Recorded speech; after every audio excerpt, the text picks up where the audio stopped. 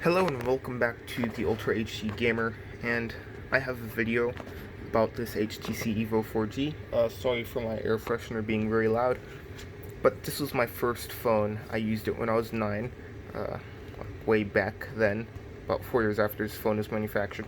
And yeah, this was the first 4G phone in the US, and it came out in 2010. The date is definitely wrong. It's not 1980. It's 40 years after 1980, which is pretty nice. Oh, and that old airplane mode logo with, I think, a 787 or 737. I'm not sure, but it's still pretty cool. I only had one battery remaining that was still sort of working to power on this phone. But yeah, this is truly a nostalgic phone. Back when you could just swipe like this and you could get all 4 of the home screen tab thingamajiggies. Man, this is very nostalgic. But yeah, this phone was epic. It has a micro USB port and micro HDMI or mini HDMI, I'm not sure. Volume rockers right here, and a power button and a headphone jack.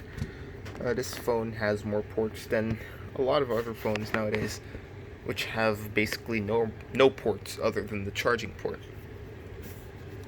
This phone also has a 480p LCD touchscreen panel and nice little capacitive buttons. It is running, I think, Android 2.1.5. I'm not sure. I have not checked in a very long time. Sorry for my camera not focusing. It also has a rear 8 megapixel camera and 2 flash, LED flash lights, and a speaker.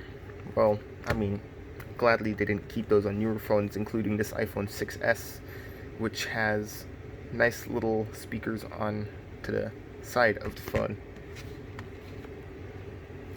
It also has a 1500 mAh battery, I think 512 megs of RAM, and a single core ARM Snapdragon processor. I don't really remember which model. And it's enough to run Android 2, or something. It's one of the variants on 2.5 or something. I'm not sure. I have not checked in a very long time. This also has 1 gig of internal storage. For 2010, that's half decent, not gonna lie, but today it's nothing. It also has an SD card slot. I have a 256 meg SD card in there, and it has no SIM card slot, so it's on Sprint. It will stay on Sprint forever, and you can't use it on any other carrier because, yeah, at the time they liked to keep SIM cards in the phone, on the motherboard. I think soldered on or something. So you can't really remove it, and so you can't change carriers, which is a rip. But yeah, this phone meant a lot to me when I was a kid. I used this phone basically for Angry Birds and Bad Piggies, epic games that I played. Yes, 9-year-old me. Such good times. Yeah, this phone has a lot of memory to me, and I mean, phones like this have lots of memory to lots of people.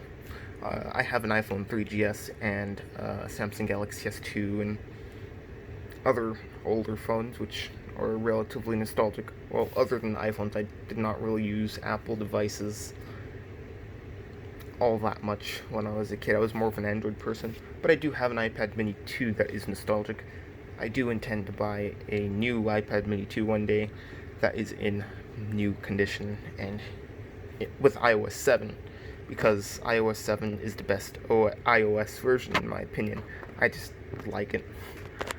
Okay, sorry for the extremely shaky camera. As you can see, compared to the iPhone 6s Plus, which is a 5.5-inch smartphone, this HTC Evo 4G is incredibly small. And, I mean, it's pretty interesting to look at the size comparisons between a phone from 2015 and a phone from 2010. My Note 10 Plus is a lot bigger than my iPhone 6s Plus too. And yeah, As you can see, I'm just showing the back. Oh, and another quirk about this is that this has a little kickstand. So you can watch movies and like TV like with a stand. You don't have to hold it up.